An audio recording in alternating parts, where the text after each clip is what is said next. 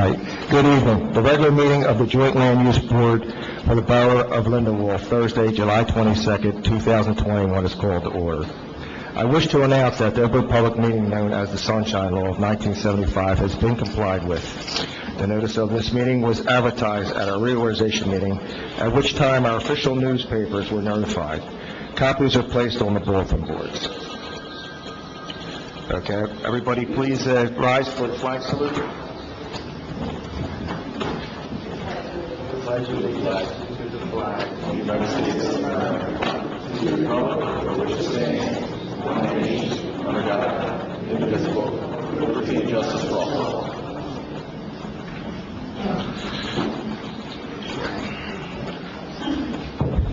Okay, Nancy, can I roll call, please? Mayor Roach? Here. Councilwoman Hess?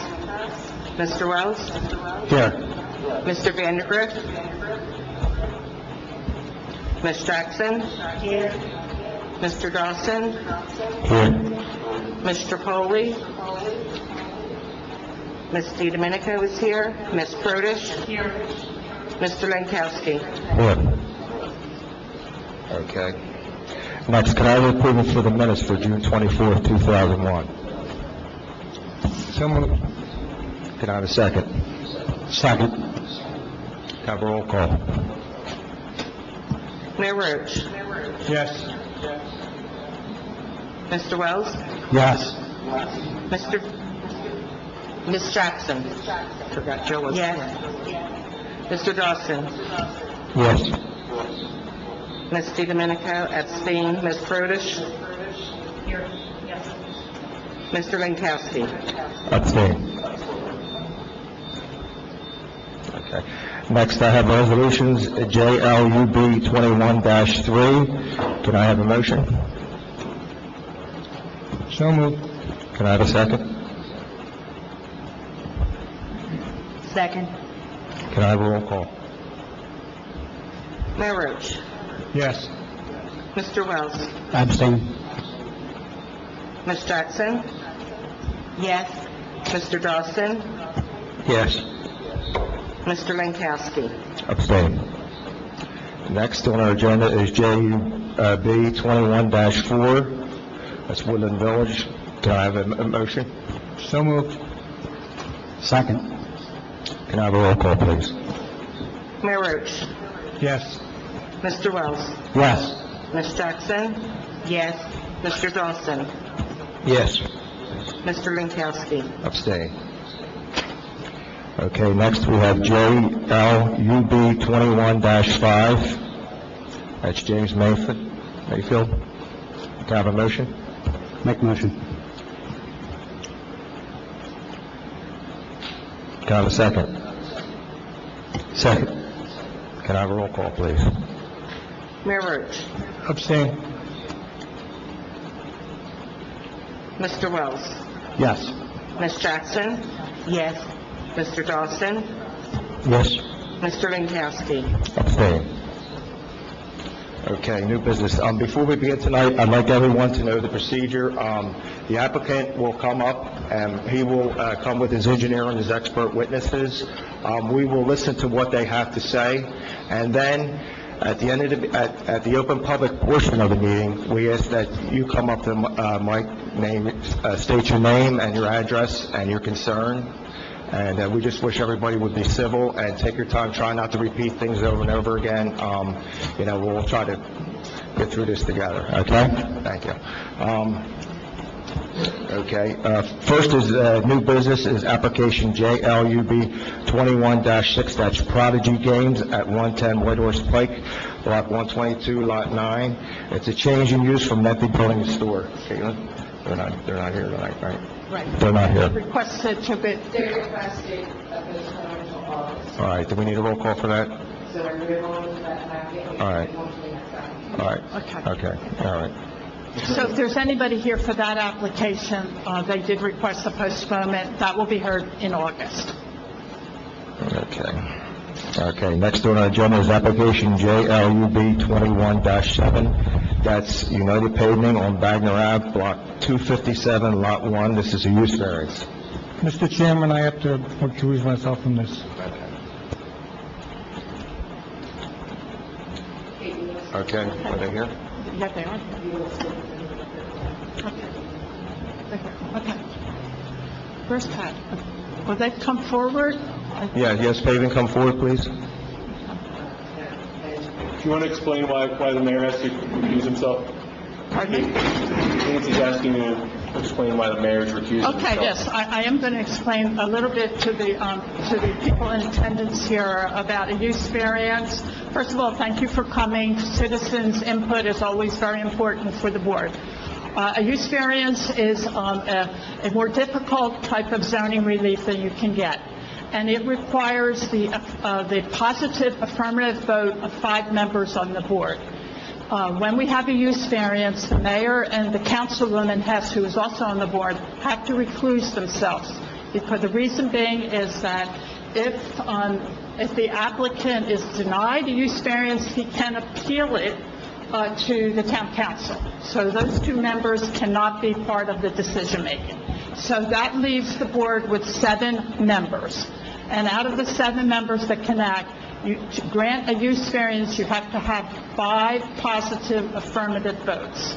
Okay, so if and tonight we really only have 5 members of the board.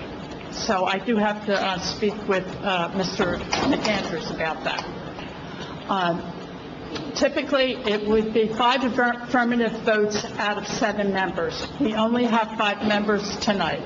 And so the applicant does have the choice to postpone till he gets a full board, which would be 7 members.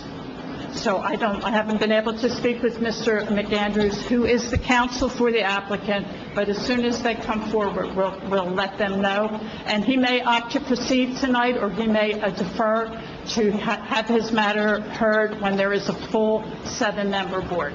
Okay, does everybody understand that process? Okay.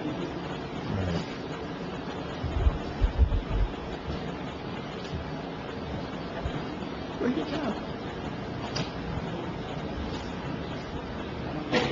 What's that? Oh, okay. And just so you know, we do have 2 alternates, and one of our alternates, Nancy, is going to be acting. She's going to be our 5th member. We do have another, Heather is also our alternate, but because she is involved with the fire organization, she's reclusing herself from this application.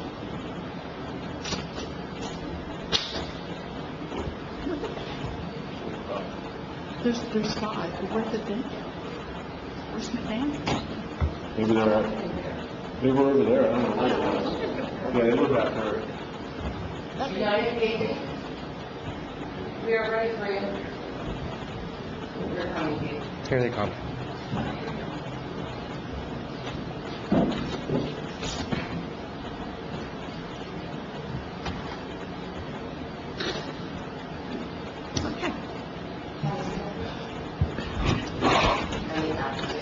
Mr. McAndrews, the attorney for the applicant, I just explained to the people that are in attendance about the use variance and about the need to have 5 affirmative votes for a use variance. We have 5 members. We do not have a full 7-member board tonight. We have 5 members. We have one of those members is an alternate, and our other alternate has to recluse herself, okay, because of her relationship with people in the fire department. So with that, do you wish to proceed tonight? Well, we talked about it. That's what we were working on. I don't want to proceed with 5 members, because I need all 5 then. Is there any chance if we wait a little bit, the 6 would show, or? Yeah, well, you know what, we did have a phone call in. We weren't able to reach him, and he usually is someone who always attends, so can we reach out to him one more time, just to see if he's on his way?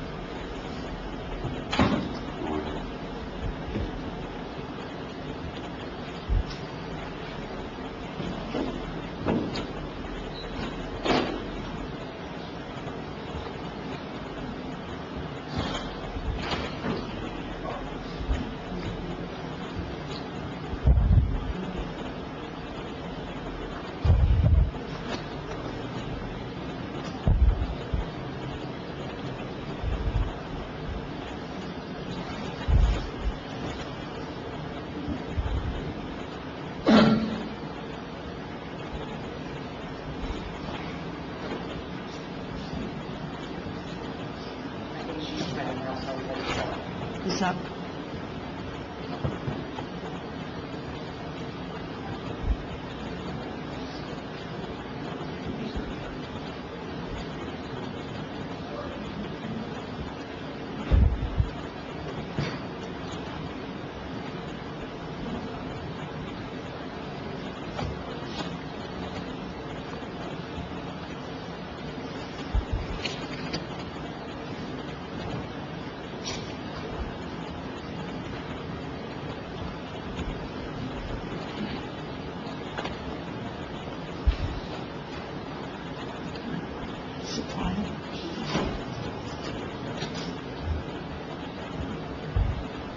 Okay, were you able to reach him? No.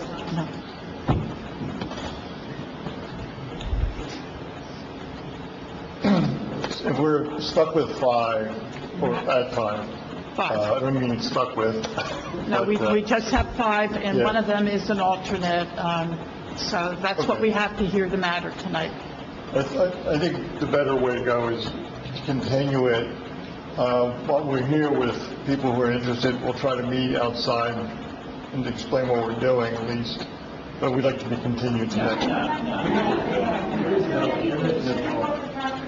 Yeah, they want to meet, we'll meet and explain what we're doing, but This point- matter is this matter- officially, you want it to be postponed till the August meeting? Yes. When you will have more of, hopefully a full Hopefully a full complement. board, A full yes. board, okay.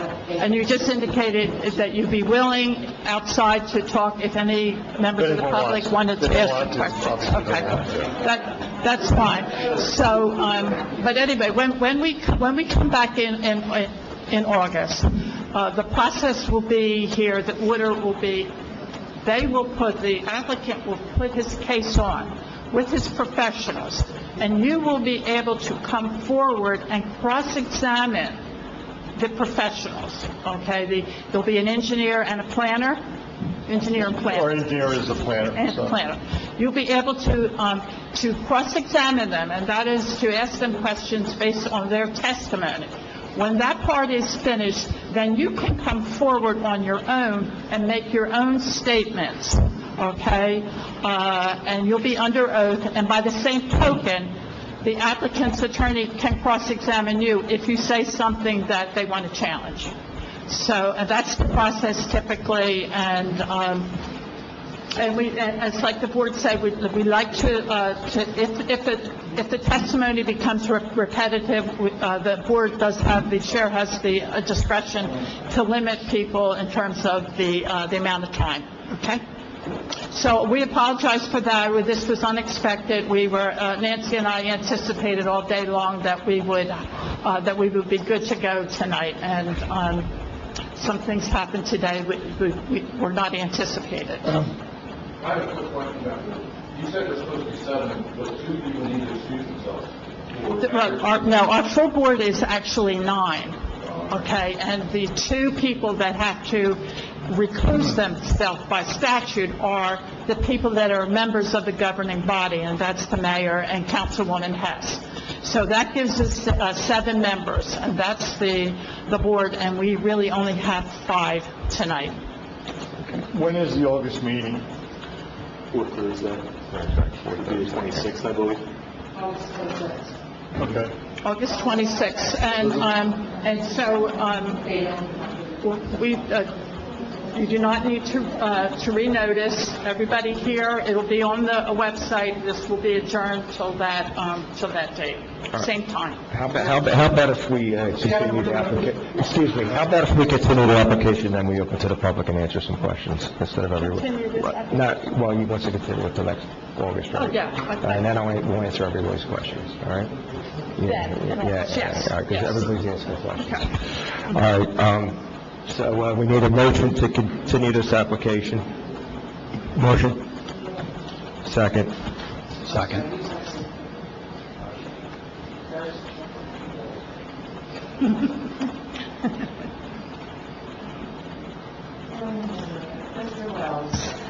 Yes. Ms. Jackson? Yes. Mr. Dawson? Yes. Ms. DiDomenico? Yes. Mr. Lankowski? Yes. Okay, so,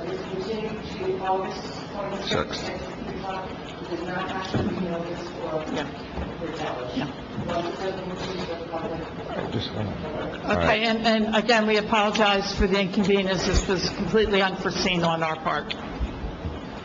Okay. All right, good night, we'll see you next month. All right, thank you. Yes, now I'm going to open the meeting to the public. I ask that you state your name, your address, and your concern. And just so everybody knows tonight, we cannot hear testimony on this application tonight because it has not been heard.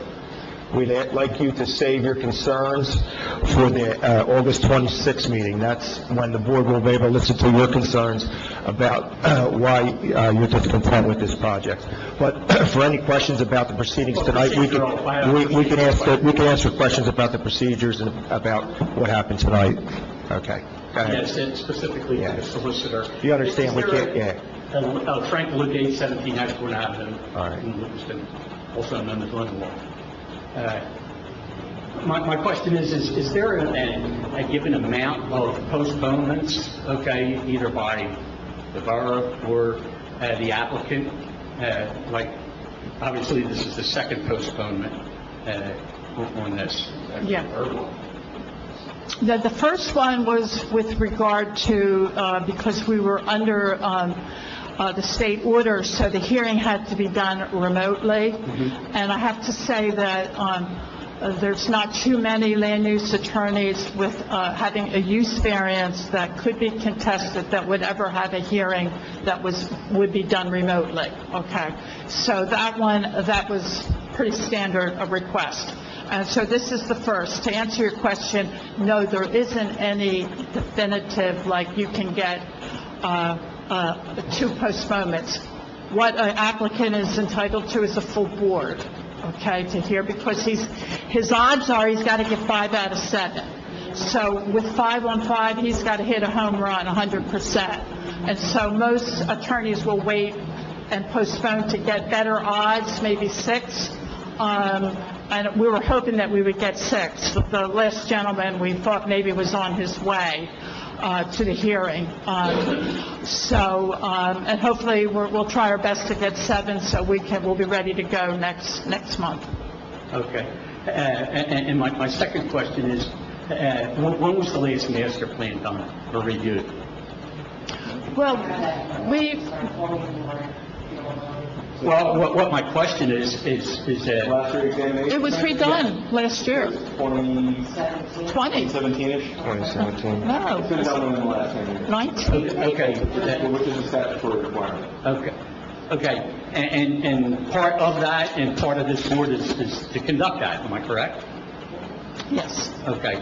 And that is to address major variances. Okay, this isn't just a little use variance, this is I guess, a major, I don't know under the new type of board, but it would be considered to be a major, okay? If that was not addressed in the master plan or looked at in the master plan, obviously whoever reviewed the master plan felt that there was no need to address that property, okay? And if in fact that property, they felt at that time that the present use of that property is what it is, okay? Is it proper then again to listen to a variance from an applicant on that property? Yes, there is. It is. They were going to make an application. There's no levels of use variance. It's a use variance. It's not like a major minor. But I think that your comments, you should bring them up at the hearing. Okay. And just one general question regarding this type of variance. Okay, is it true that we, the applicant would have to show a hardship? Well, the applicant has to show there's a positive and a negative criteria that an applicant he has to carry the burden of proving this, okay, by the preponderance of the evidence. So the positive criteria. He has to show special circumstances for the granting of a use variance. And what is special services, special reasons? One would be that there was a hardship, and by virtue of how the property is zoned, they cannot make use of the property. That would be a hardship, okay? And the other one would be that if the proposed use advances a goal of the zone, of the zoning ordinance, it advances a goal of zoning, and this particular property is particularly suited for this use, then if they meet either one of them, they've satisfied the positive criteria. And then you go to the negative. And the negative, they have to prove by the preponderance of the evidence that it won't have any substantial detriment to the public. Okay. And that it won't substantially impair the zoning plan, the master plan, that type of thing. So that's the burden. It's a heavy burden. Okay. It's a heavy burden, and on top of it, it requires a supermajority approval, which is 5 out of 7. Typically, a majority rules, and for a use variance, you have to get 5 people to approve. So it's- Okay, and the last question, and I apologize for the length, but the means of egress and access to this property, okay, will be impacting county roads, okay, both Egg Harbor Road and United States Avenue, all right? Does this require county approvals? Well, the site plan will. This is a use variance. Is it a county road? No, No.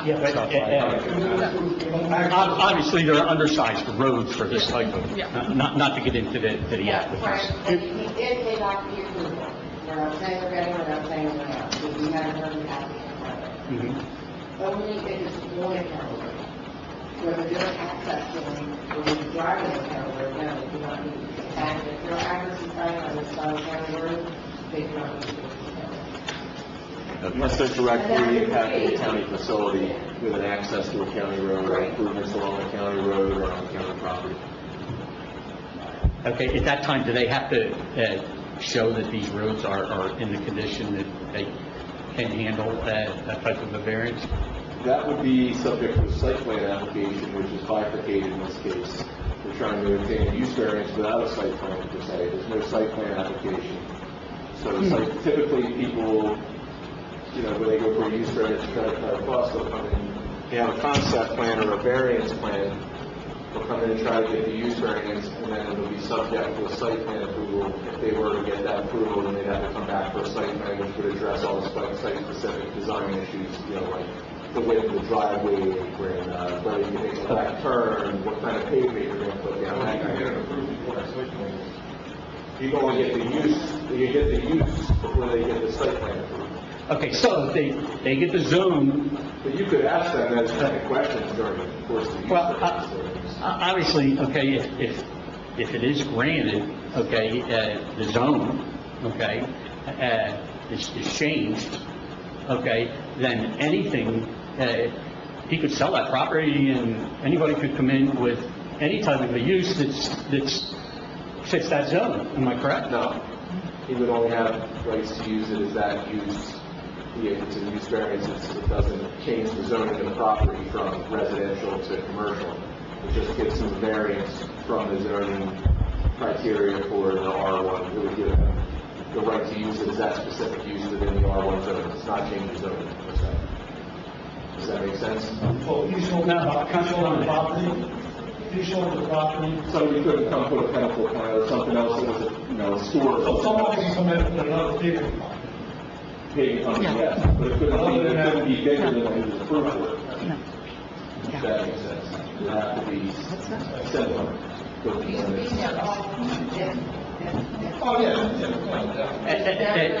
My last, and I promise this is the last point, okay, there's no way that would open the door for an R3. No. It doesn't change the zone. And I'll say that dirty word, No, it what an R3 is. Right, the property would still be zoned R1, does that answer your Yeah. question? Okay. So anybody who wanted to do anything else besides a paving company of that size would have to come back for a separate use variance to change to anything else. Thank you very much. Have a Okay, good night. thank you. Frank, when you said R3, you don't mean apartments? Well, R3 is not apartments, or R3. I know what you're saying. So, if we could just, on this, he's quiet. Anyone else want to talk? Please No, here's what I'm gonna, come up to the mic station.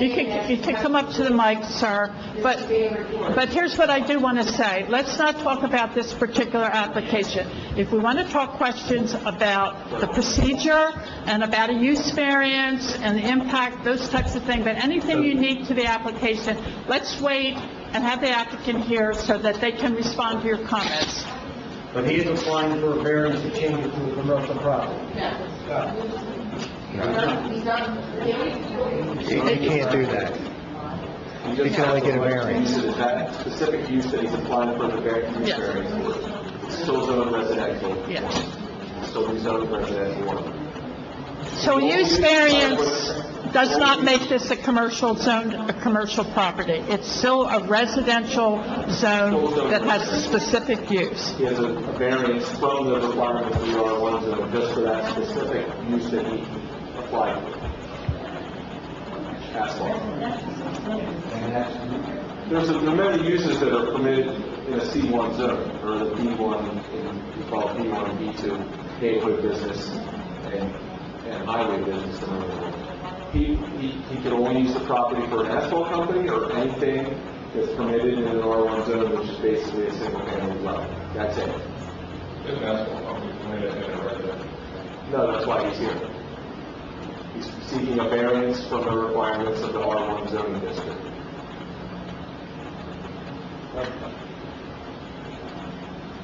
Stephen Risley, 15 Aston Avenue. If I can't be here on August 26th, can I write a letter of my, or a statement of my opposition that someone else could read, one of my neighbors could read? No, I have to be here. no. The reason being, because as I said before, you have the right to cross-examine their witnesses, the applicant's witness. And by the same token, they have the right to cross-examine the people in the public who come up with statements that they may want to challenge. So a letter without you being here deprives them of the right of cross-examination. So unfortunately... I'm going to express my opposition now, though, just for the record.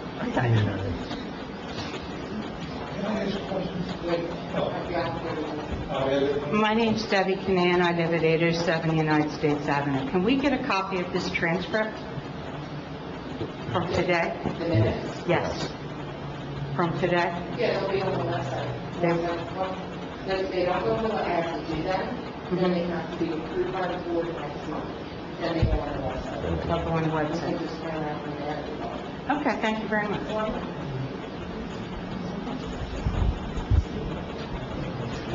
Frank Mastero, 803 United States Avenue. Can you just repeat the first two hardships? Oh, okay. So, the first two positive criteria. Okay. The positive criteria is, they have to show special reasons. Okay, one of the special reasons would be a hardship. Okay, so the way the property is zoned, no one can make appropriate use of it. Okay, so that would be one. And then the other one would be, it would be a use that promotes a goal of zoning. And that this property is particularly suited for that. Can I add something, Pete? Yeah, sure. The master plan lists several specific goals. I think there's 9 of the positive criteria. It's the burden of them to prove that what he wants to do with the property promotes one of the goals in the master plan, one of the positive criteria. So if you, all those goals are stated in the municipal land use There's 9 of them, law. I think, right? And so I would leave, There's so many components to the master plan. so there are things like, it would, there'd be things like the property is an aesthetic enhancement of the area. Let's just say it's a dilapidated area. Even though the use is a variance, it would be an aesthetic enhancement, and the property is particularly suited for this particular use. Again, that is a hard burden also, okay? So, the law doesn't make it easy, but it does give the board, some flexibility, but you have to satisfy both the positive, and then you have to do the negative, which is, how does this impact the neighborhood, okay? Is it... That's all one thing, right? That's all on the applicant to prove by the preponderance of the evidence that it's not going to have an adverse effect on the community. And if it does, that they've done things to mitigate it. So that's the negative criteria.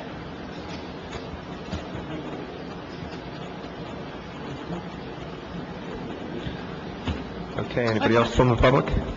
I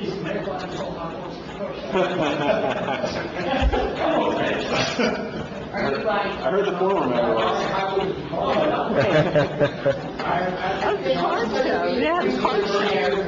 That's what I said. Frank, I gotta say that. I hope everybody comes out and sees it, though. Car show's always good, and you got Neil Diamond afterwards, so.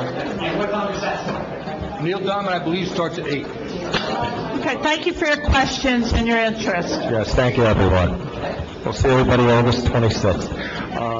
Can I have a motion for adjournment? Make motion. Can I have a second? Second. Can I have a roll call, Nathan? We'll just go, right? All right, just ayes. All right. Aye.